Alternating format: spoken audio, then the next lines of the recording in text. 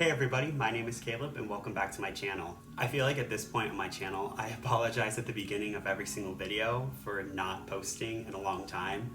So we're gonna keep that trend going.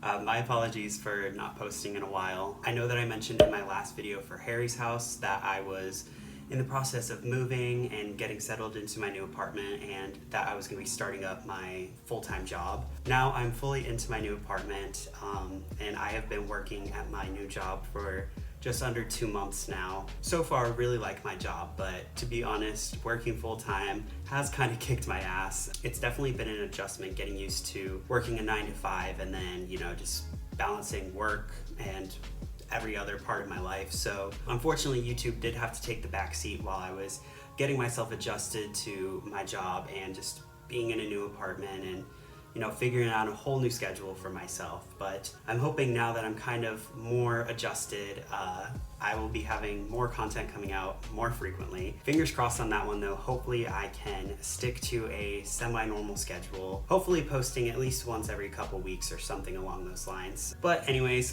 getting back to this video is actually going to be a little bit different than anything else I've posted so far. Again, my last video was my Harry's house reaction, which came out, I think I posted it in at the end of May or the beginning of June, something like that. So it's been out for about 2 months. So I really haven't reacted to any other music that's come out in June and July. So I kind of wanted to do a little bit of a reaction roundup video to go over some music that came out in June and July before I jump into any new music that's coming out in August. So I do have a little list of some projects that I want to talk about in this video today. So those projects are going to be 12 Carat Toothache by Malone, Superache by Conan Gray, Mercury Act 2 by Imagine Dragons, Emails I Can't Send by Sabrina Carpenter, Special by Lizzo, and lastly, Guitar Songs by Billie Eilish. So I've already listened to all of these projects, so this isn't going to be a reaction video, it's going to be more of a commentary video. I just wanted to take some time to, discuss my general thoughts about each of these projects and let you all know about some of my personal highlights from these projects. So yeah, that's what we're going to be doing today. I'm going to go ahead and add a list here of the different timestamps for each of these projects, so you're more than welcome to kind of jump around and watch the parts of the video that you would like to. But yeah, let's go ahead and get started with the first project, which is going to be 12 Carat Toothache by Malone. So now that I've sat with the project for a couple months and have listened through several times, I can more confidently say that this isn't my favorite Malone album, but I do think it's a really solid project and I definitely understand the appeal of this project. I guess for me personally, this wasn't the sound I was expecting for this project, especially with all of the singles that came out before the album dropped. I know Motley Crue was like a standalone single that wasn't a part of this project, but that in combination with One Right Now and Cooped Up, I was kind of expecting this project to be more of a pop, trap kind of project, kind of more similar to his previous projects, and that wasn't necessarily the case. I definitely do think there are some great pop trap moments in this project, but there are a lot of other songs that are a lot more laid back and a lot more experimental. So in terms of Post Malone, expanding his sound and being more experimental and, trying some different genres, I really appreciated that from him, and I really thought that he did a great job with this album. It just wasn't something I necessarily was looking for, but I can definitely appreciate it. Regarding the features on this project, I thought that every feature actually did a really good job on this project.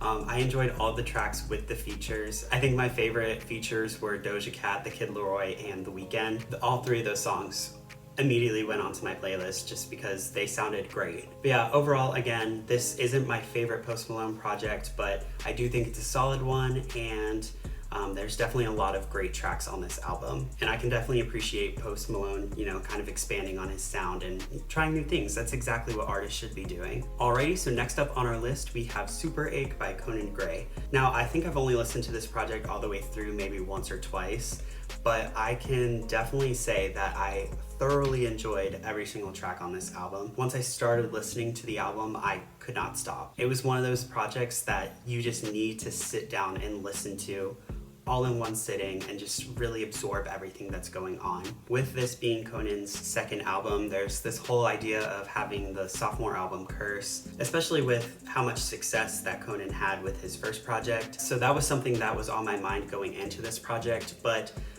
I mean, it's Conan. I had confidence in him going into this project. I knew it wasn't going to be bad. He's an amazing singer and songwriter, and you can definitely tell that he stepped up to the plate and he showed up and showed out for this project, because every single track is just absolutely beautiful, and I feel like the flow throughout this entire project is just so cohesive, and you really touch on so many different emotions and just genres within this project, but it works all together, and I really love that.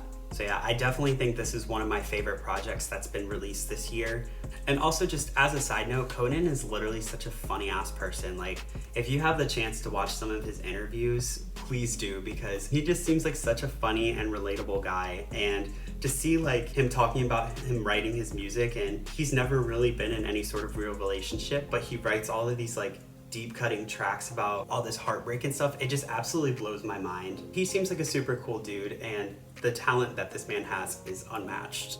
Alrighty, next up is Mercury Act 2 by Imagine Dragons. So Mercury Act 1 came out earlier this year, and overall I thought it was a solid project. Again, it wasn't my favorite project from Imagine Dragons. I just thought it was alright. It definitely grew on me the more I listened to it. I think my first listen through, there were only 3 or 4 tracks that really stood out to me. But the more I sat with the project, I definitely felt it growing on me, and I was able to pick out more things that I actually really enjoyed that I didn't pick up on my first listen. So with the second act coming out, I was curious if I would have the same reaction as I did with the first act, where maybe with my first listen there would be a few songs that I'd pick out and really like, and then the rest would kind of have to grow on me afterwards. Honestly, that wasn't really the case. There were a few tracks on my first listen that I immediately gravitated towards, and then others that, you know, I just thought were like alright. And the more I listened to the album, I still felt like those alright tracks were just alright. They didn't really like speak to me in any other new way when I listened to them a second, third, fourth time. So I definitely think that I liked the first act better than the second act, but some of the tracks that came out of the second act were really freaking great. So I'm glad that this project was released, and I really do think it's cool that they had a whole like act 1, act 2 sort of deal. It's not something that you see super often, so I kind of thought maybe they just had written so much music and had produced so much music, they decided to kind of split it up into 2 separate parts, where the first act would kind of be the main album, and then the second act would be like deluxe tracks, essentially. I really appreciated that. I thought it was really cool, but again, Mercury Act 2 is not my favorite project, and I definitely liked the first act better than the second act. Anyways, next up on our list is Emails I Can't Send by Sabrina Carpenter. I was really impressed, and it was really interesting to hear Sabrina's side of the story with, I'm sure as we all know at this point, just all of the drama that's happened in the past year and a half or so. And I'm not going to bring up the drama because I don't like when people pit artists, and especially female artists, against one another in the media. And I've already touched on this in other videos, but female artists really do have a disadvantage in the music industry because everything in our world is built on the patriarchy. Even the music industry is designed to benefit the white man. So seeing the press and the media like pit female artists against one another to draw attention away from their music and their talent, it really pisses me off. But anyways, back to the actual album. I thought this was a very great project, and I actually really enjoyed Sabrina's vocals. Up to this point, really hadn't paid attention to like her vocal delivery and her vocal abilities, and I really enjoyed her vocals on this project. And the songwriting was beautiful as well, and I felt like this was a super cohesive project. So next up, we have Special by Lizzo. So this album was pretty much what I expected from Lizzo. It was super fun with great productions. It was female empowering, and it was body positive, which, I mean, shit, that's the trifecta right there. So Lizzo is the perfect embodiment of all 3 of those. And Lizzo's in her bag with this one. She was absolutely fantastic on this project. Now, easily, hands down, the best song on this project is To Be Loved, and I will not be debating that with anyone.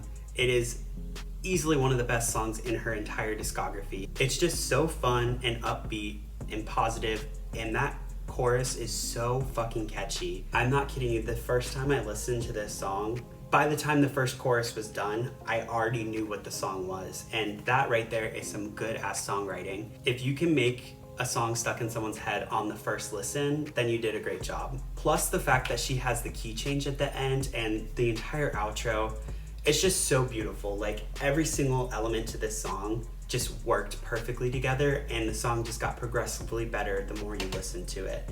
Again, To Be Loved, the best song on this album and one of the best songs Lizzo has ever written and produced. Again, overall, I thought that this was a great project from Lizzo. Lots of great fun songs for the summer. Lizzo's in her element with this one. She absolutely kills this genre of music. All right, last but most certainly not least, we have Guitar Songs by Billie Eilish. So I did actually try to sit and record my reaction to this EP. And to be honest, I recorded close to 40 minutes worth of content about TV, and specifically the line about Roe v. Wade. It just kind of got to the point where I was getting super pissed off about the Supreme Court and the government just not caring about its citizens. And just to preface before talking about anything else, I am very much pro-choice and believe that people should be able to practice bodily autonomy, and that includes being able to choose whether or not you want to bring life into this world. And as a cis male, I understand that I have immense privilege in this country because I will never be in a position where I have to decide whether or not to get an abortion.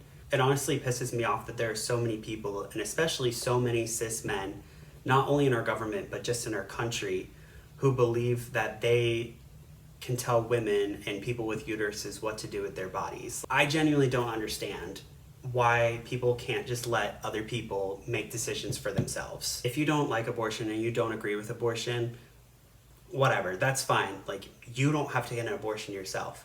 But just because you don't like abortion doesn't give you the right to take away that choice from other people. And it especially pisses me off too when people bring religion into it, because separation of church and state, like, hello, I don't understand what's not clicking. Like, there needs to be a separation of church and state, and we shouldn't allow religion, and especially Christianity, control our politics. Like, those need to be two separate entities. People's religious beliefs should not be invading the political environment. And unfortunately, there are so many religious extremists in our government that are making decisions for us and taking away the rights of women and people with uteruses. And the Supreme Court even said that after the overturning of Roe v. Wade, they were going to be looking at other landmark cases and reevaluating them. And those cases federally protect many different human rights, like the right to contraception, the right to same-sex relationships and same-sex marriage. Things like that are at risk of being overturned as well. So it really baffles my mind that there are people out there who believe that the overturning of Roe v. Wade was actually a good thing. Like, not only does it take away people's bodily autonomy and their right to choose, but it also takes away our right to privacy. And that doesn't just affect women and people with uteruses, that affects everyone. And I don't think a lot of people realize that. So the too long didn't read of all the political stuff. I am very much pro-choice and believe that women and people with uteruses should have the right to choose whether or not they want to bring life into this world. I'm disgusted by the Supreme Court's decision to overturn Roe v. Wade, and I believe there needs to be a separation of church and state, because we can't let a select group's religious beliefs dictate what everyone else does, especially people who don't believe in that same religion or don't believe in religion at all. That doesn't accurately represent the entire population's best interest. Also, as a side note, I don't have anything against people who are religious. You can believe in whatever you want. That's totally fine. If that works for you, then it works for you. But it becomes an issue when people force their religious beliefs onto others. Just because your religion tells you something doesn't mean you can force everyone else to believe that. And that's, again, why I think there needs to be a separation of church and state. But anyways, back to Guitar Songs. Overall, I thought that Guitar Songs was absolutely beautiful. Billy and Phineas are just some of the best songwriters of our generation. I always feel like they release the perfect songs at the perfect time. I feel like TV really encapsulates all of the crazy shit that's going on in our world right now. There's just something so comforting seeing an artist who recognizes the issues in our world and wants to bring light to the issues and, you know, just let their audience know, like, hey, I'm here with you and I'm also trying to process what the hell is going on in this world. Just having that mutual like understanding that, you know, we're all in this together and we're going to fight and push our way through these struggles. And I really feel like TV does that. Like through their songwriting, Billie and Phineas are able to show us that, you know, they're right there with us, and it's just really comforting. Even though the song is very sad, at the same time it has that comfort to it. And then regarding the 30th, oh my god, geez,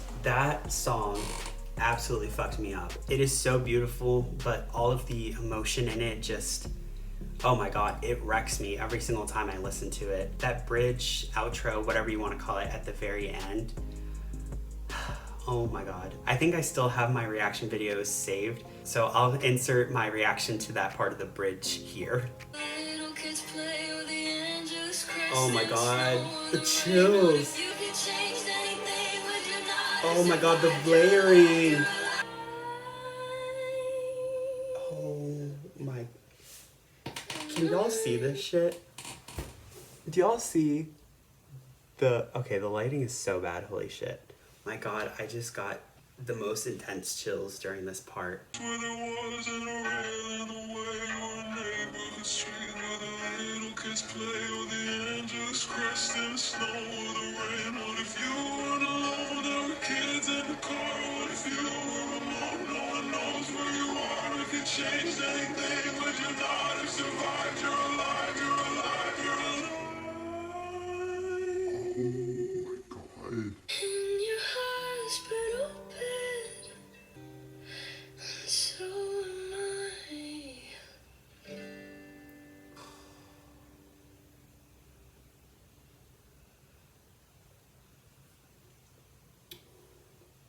That is one of the best song moments that I've heard in a really, really long time.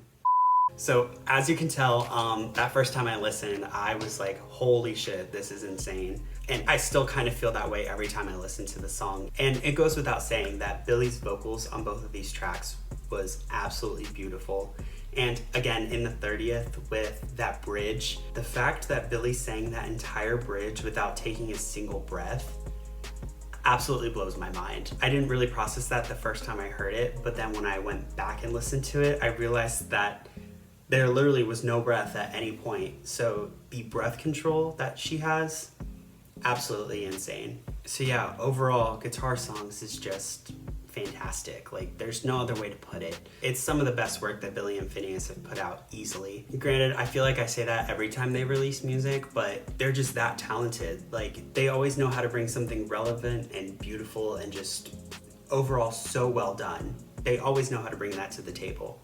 Alrighty, so those were all the projects from June and July that I wanted to go over. If there are any other projects that you all want me to check out, please feel free to leave them in the comments down below. I'd be more than happy to check those out, whether I make a full reaction video for them or kind of do another commentary video like this. And on that note, I'm gonna go ahead and wrap up this video. Thanks so much for watching. If you enjoyed, please make sure to like, share, and subscribe. Also, feel free to follow me on my other social media platforms. Those are gonna be linked in the description box down below. Again, thanks so much for watching. Please stay safe out there, and I'll see you in the next video.